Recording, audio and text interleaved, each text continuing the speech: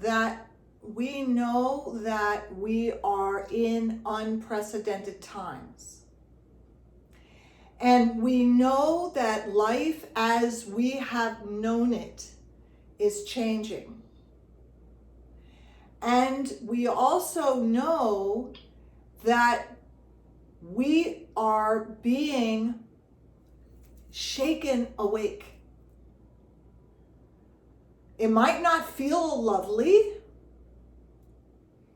It might not look lovely, but we are being shaken awake. And so what do we cultivate? What do we cultivate in times of great challenge and in times of great stress? And I know for me, in my life's journey, the things that have helped me cultivate a sense of wonder, a sense of ease, a sense of safety, a sense of that being guided, a sense of being supported, is my spiritual practices. And the spiritual practices that I am teaching with these events is how to work with the sacred cosmology, the sacred timing of the cosmos, and how do we put ourselves in synchronistic flow with that sacred timing. Just like the plants know to bloom in the spring, and the whales know when to migrate, and the birds know when to migrate. And when the tsunamis came to India, there were no animals floating in the streets after the flood subsided. Why? The animals were in touch with a rhythm and an intelligence that is sacred. And we have that knowing inside of us. We just haven't been conditioned to access it. We've been conditioned to live in a calendar made up by a king for the purposes of collecting taxes and organizing people. So these events plug us into sacred timing.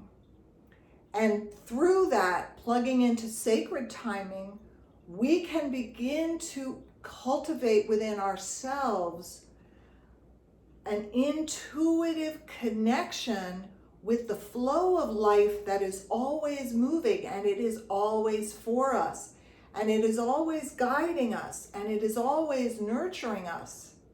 Even, or maybe we could even say especially in challenges. It is only through challenge that growth and innovation occur. And so one of the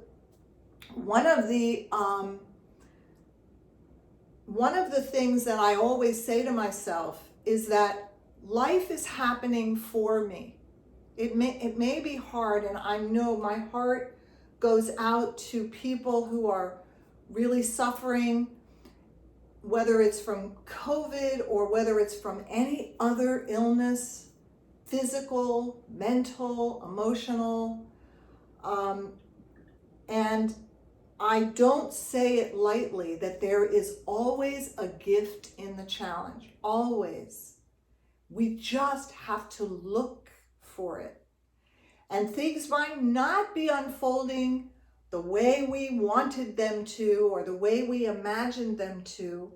And if we can suspend our control or our desire to place our egos on top of what is unfolding in our lives, we can be open to what Spirit is giving us. What is life giving us? What is life gifting us with now? And the truth is, we all suffer from a terminal illness, right? We all suffer from a terminal illness. It's called life in this physical body, and life in this physical body one day is going to end for each of us, and none of us knows when that day will come. None of us. So this is a time to wake up. Now, what is this full moon about? Full moons, if you look across any of the cultures, any of the wisdom cultures, any of the wisdom traditions, they honored the full moon. They did ceremony around the full moon. So what we are doing right now comes with the Chaitanya, the energy, the life force energy of thousands, tens of thousands of years behind us, and moving forward tens of thousands of years of wisdom that says on a full moon, you take some time to settle and notice what is being lit up by the moon. So the moon in this particular moon cycle is in Pisces. Pisces is a very spiritual area of the sky. Everyone, are there any Pisces people here? Okay, hello. Happy birthday, Pisceans. Okay, so this is affecting you at your identity level, but we all have Pisces in our, in our makeup. We all have Pisces in our makeup. And so this full moon is activating that Piscean energy. Why am I wearing this sparkly band around my head?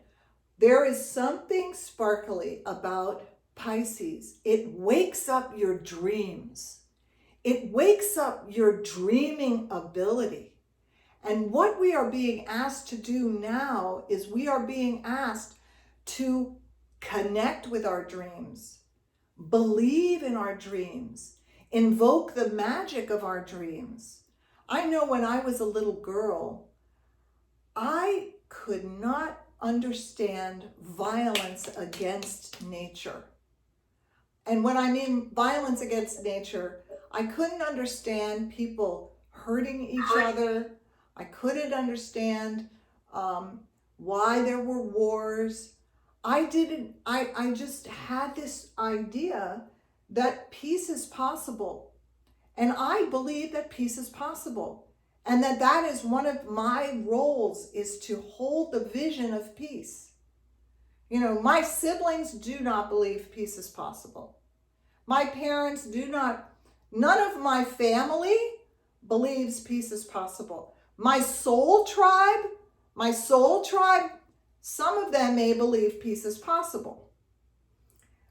But what are our dreams and visions? This is a time to start waking up.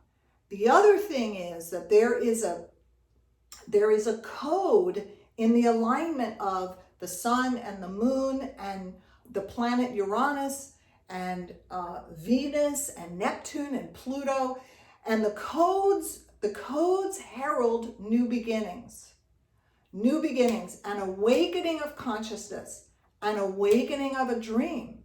However dim